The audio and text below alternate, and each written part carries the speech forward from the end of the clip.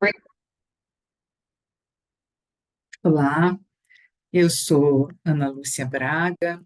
Hoje é o nosso 12º dia do desafio Conectados apenas com as coisas boas e com as soluções. Novamente, eu lembro que esse é apenas um incentivo para que a gente possa ficar realmente conectado com as coisas boas e com as soluções, e lembrando que se eu reclamo, se eu tenho uma reclamação durante o dia, eu tenho aqui uma pulseira que eu estou usando para me sinalizar. Reclamei, eu tenho que mudar a pulseira de lugar, como o pastor Will Bowen fazia lá na sua comunidade, e nós usamos o livro de base para esse tipo de desafio é Pare de reclamar e se conecte, se concentre nas coisas boas, da editora Sextante, do pastor. E, e é muito salutar que nós possamos pensar realmente no quanto as reclamações afetam a nossa vida, né? O quanto que, se eu me ponho nesse papel de passivo, de vítima, eu tenho a minha vida e a das pessoas que estão no meu entorno, de uma certa forma, no prejuízo. Então, hoje eu quero falar um pouquinho sobre um dos aspectos mais comuns dessas pessoas que reclamam demais, que é exatamente o papel de vítima. Claro que é só uma ponta, né, dessa questão toda que é grande, e eu não quero aqui esgotar nada, muito pelo contrário, é só uma incentivação. Então, papel de vítima, né? Esse papel de vítima pode ser uma doença, mas é claro também um comportamento social. Em geral, começa com um trauma vivenciado pela própria pessoa, mas também pode começar com um trauma vivenciado por outra pessoa de sua família. A epigenética hoje fala desse tipo de situação com propriedade. E as constelações sistêmicas, é claro que eu sempre vou puxar essa brasa para minha sardinha, né? As constelações sistêmicas mostram isso também com muita propriedade. Muitas vezes estamos aí falando de uma pessoa ferida de algum modo, violentada, assassinada, torturada, traumatizada de nosso sistema familiar, né? Adotamos esses sentimentos inconscientemente. Então, a vítima consegue lidar com a situação traumática sem se beneficiar dela, psicológica e socialmente. E a partir do momento que se utiliza do trauma para manipulação, para conseguir o que se quer, está no papel de vítima, ou seja, está atuando. Então, esse, muitas vezes, é um processo completamente inconsciente e não está isento de sofrimento real por parte da pessoa que desempenha esse papel, entre aspas. Ah, no entanto, a gente pode entender que o estresse exagerado, a autopiedade, um sentimento de incapacidade, que muitas vezes é também exagerado e fantasioso, sentimentos de perseguição, sentimentos complicados como de punição, de castigo, né, a autopunição, sentimentos de culpa, as reclamações, esses são bem característicos das vítimas e daqueles também que desempenham o papel de vítima.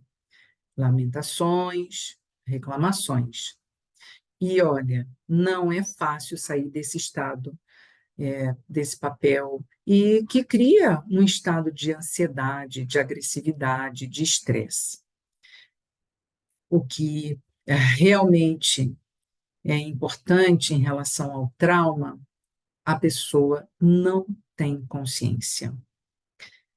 Então, eu vou trazer agora um autor um grande terapeuta, na minha opinião, um grande constelador, um psicólogo alemão, que trabalha com vítimas e agressores, e ele trabalha com o trauma. Atualmente, ele trabalha com uma terapia chamada terapia do trauma orientada para a identidade. E aí, o trauma é uma parte nossa, da nossa mente, desagregada. E ele tem a ver com um ser ou não ser. Ser livre ou ficar preso. Viver ou morrer. A pessoa traumatizada, ela tem sempre um medo de lidar com a realidade. Isso é importante, né? Às vezes, as vítimas ou aquelas que fazem o papel de vítima também sentem muito medo de lidar com a realidade. É como se a realidade fosse assim demais para ela, né? Para essa pessoa aí. E a maior parte dos traumas psicológicos, claro, ocorrem na primeira fase da vida da gente, né? Lá na infância. E antes dos 3 anos, eles são muito mais poderosos. Além do que, eles podem gerar uma vulnerabilidade para outros traumas que podem ocorrer mais tarde na vida da gente. Então, no trauma, de um modo geral, tanto faz se é um abuso sexual, se é um assalto, um grave acidente, ou mesmo quando esses ocorrem, por exemplo, né, por termos uma mãe traumatizada e não disponível para o bebê, a gente acaba perdendo a capacidade de diferenciação e de perceber o que está dentro, o que está fora, o passado do futuro. É como se o futuro fosse sempre passado. Aí a gente tem que pensar se a gente se reconhece nisso que eu estou dizendo agora, né? E o que ocorre após um trauma é que a gente entra num estado de estresse tão grande e, a partir daí, a gente desenvolve estratégias de sobrevivência, claro, a esse trauma. Né? Os comportamentos e os sentimentos que eu falei ainda há pouco, eles acabam virando estratégias de sobrevivência mesmo. E enquanto a parte saudável da gente não faz esse contato, né, com essa traumatizada, a gente não tem paz. Por esse motivo é tão importante a terapia, é tão importante, às vezes, uma constelação de trauma, né? E a constelação, na verdade, ela vem como um auxiliar no processo terapêutico, na minha opinião. Ela não é uma terapia em si. Então, também é importante deixar isso claro, né? É, é necessário constelar numa situação de trauma, especialmente de trauma mais grave, e também fazer terapia. A gente aqui precisa se tratar. E eu estou trazendo tudo isso para lembrar que muitas vezes é muito difícil se conectar com coisas boas quando a gente tem aqui no nosso inconsciente um monte de traumas que vão fazer a todo momento a gente acreditar que o futuro é muito perigoso. Né? A gente dá um passo e olha para esse futuro como se fosse algo que já aconteceu no passado. Então, é importante a terapia nesse sentido para ajudar a pessoa a ver isso. Né? E aí, quais são os sintomas de quem passa por isso? Então, olha só, vamos ver se você se reconhece. Sentimentos de incapacidade, de negativismo, pensar que tudo está perdido, nada tem solução, tudo vai dar errado. Eu catastrofizo, ou seja, eu crio catástrofes na minha mente o tempo todo. Manipulação, chantagens, se sentir coitadinho, se dizer coitadinho para o outro, né? E, em última instância, aquele sentimento de que tem o direito de funhanhar o outro, de ferir o outro, de machucar o outro, de se vingar e de traumatizar outras pessoas. Então, a gente tem que pensar de novo. Eu me reconheço nisso? Muitas vezes Quem está nesse processo de já se sentir no direito de machucar o outro, faz isso sem dó nem piedade. Não sente culpa e se considera inocente, se eu tenho direito, né? É por isso, em algumas constelações, quando eu estou diante de vítimas, inclusive de mulheres vitimizadas pela violência doméstica, eu digo algumas vezes que eu tenho mais medo das vítimas, né? Porque às vezes isso se transforma na outra face. E por vezes quem está nesse lugar pode ser muito cruel porque se sente no direito. Então, nós temos que olhar para isso com um profundo respeito e tentar ajudar a pessoa a sair dessa situação e a enxergar, inclusive, o que ela está sentindo, né? Porque, é claro, como também já disse ainda há pouco, eu me desconecto, existe uma desconexão do meu próprio trauma lá de trás, daquilo que eu tenho feito como estratégia de sobrevivência, né? E as reclamações eternas, é claro. É, e aí, se eu não reclamo, eu não me sinto bem. Parece até esquisito, né?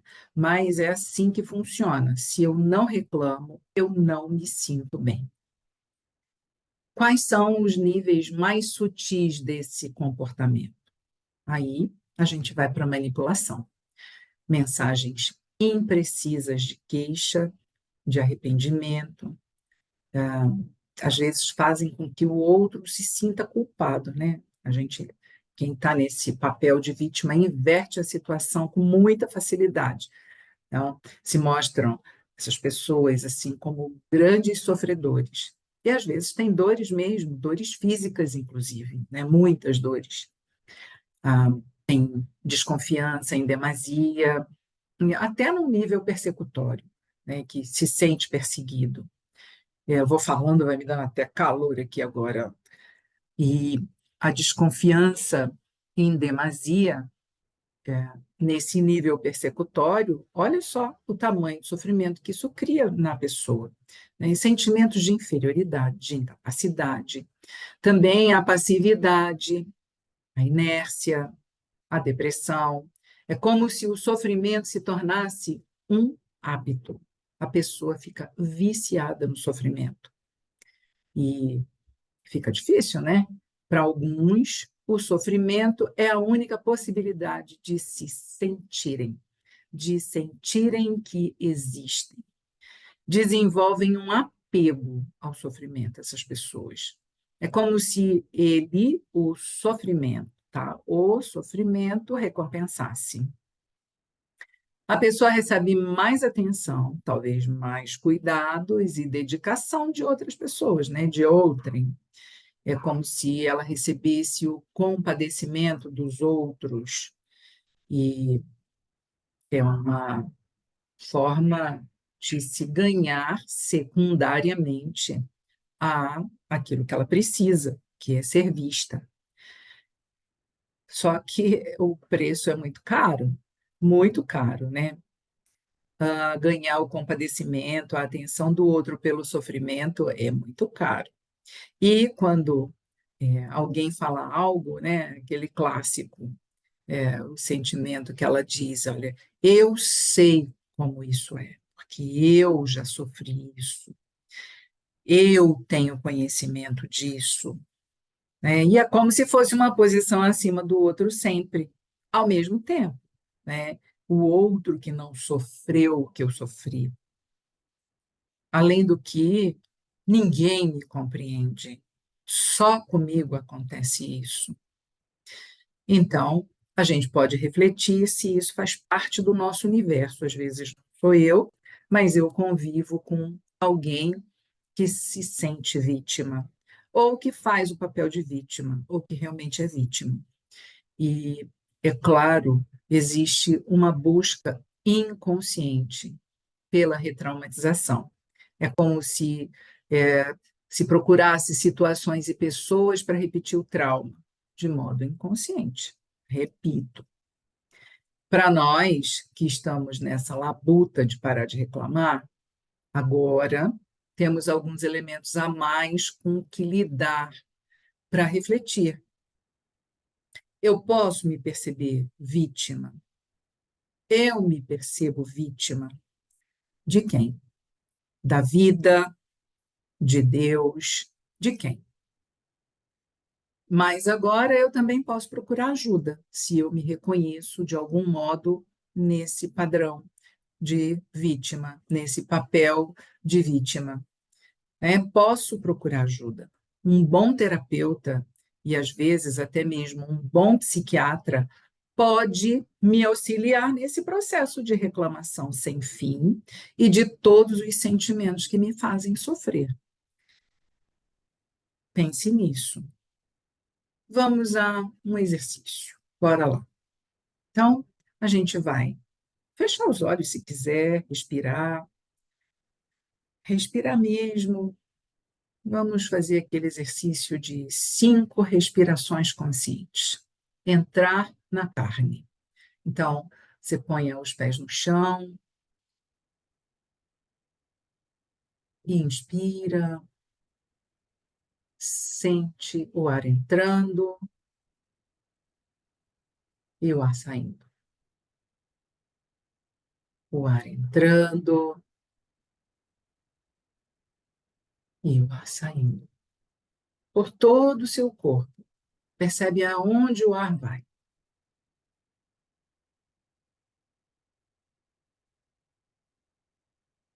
Percebe como você está se sentindo e onde vai esse ar.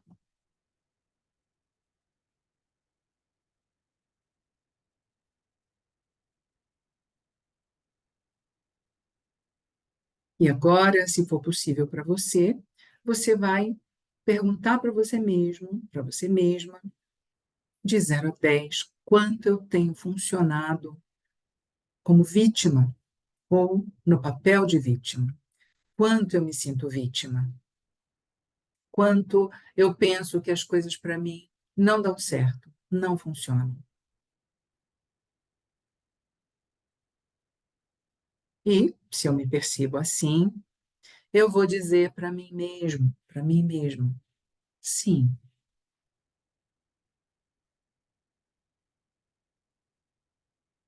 eu posso, na minha imaginação, olhar para trás, respiro profundamente e peço auxílio. E percebo que lá de trás vem um ancestral de força. Não sei se é homem, se é mulher, você vai perceber. E ele vê você. Ele olha para você. E olha com bons olhos. Olha com benevolência. E você respira e olha para ele. E você o reconhece, mesmo sem tê-lo conhecido. E você permite que ele se aproxime, e você também se aproxima. E você toma as bênçãos dessa figura que está vindo aí em seu auxílio. Você toma a força dessa ancestralidade